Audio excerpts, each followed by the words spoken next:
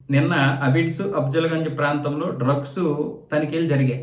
అప్పటికే చాలామంది డ్రగ్స్ కొంటున్నారని, డ్రగ్స్ తింటున్నారని పోలీసులకి ఇన్ఫర్మేషన్ వచ్చింది. వాళ్ళు తనిఖీలు చేస్తున్నప్పుడే కారులో కొంతమంది డ్రగ్స్ ఆల్రెడీ యూజ్ చేస్తున్నారు.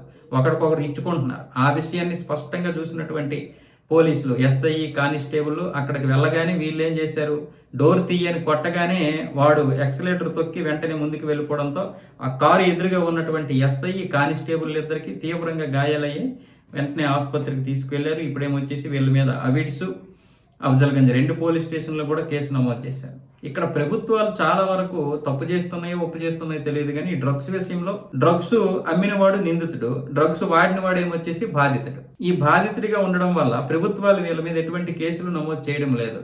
జస్ట్ పోలీస్ స్టేషన్కి తీసుకెళ్లి భయపెట్టేసి కౌన్సిలింగ్ ఇప్పిస్తున్నారు. కౌన్సిలింగ్ పేరుతో మాత్రమే తిప్పిస్తున్నారు. ఈ కౌన్సిలింగ్ వల్ల వాడు మారుతున్నాడో లేదో తెలియదు. కానీ వీడు బాధితుడిగా ఉండడం వల్ల, కేసులు లేకపోవడం వల్ల మరికొంతమంది ఎక్కువగా విపరీతంగా వాడుతున్నారు దీన్ని. కాబట్టి ప్రభుత్వాలు దీని మీద కఠినమైనటువంటి చర్యలు తీసుకోవాలి. ఏది లేకపోతే యువత భవిష్యత్తులో నాశనం అయిపోతుంది. అంటే మొత్తం వాళ్ళ ఆరోగ్యం చెడిపోతుంది ఈ డ్రగ్స్ వల్ల. దానివల్ల అనారోగ్యమైనటువంటి యువత వస్తుంది. వాడు ఒకడు డ్రగ్ వాడాడంటే రేపు మరో 10 మందికి అలవాటు చేస్తాడు.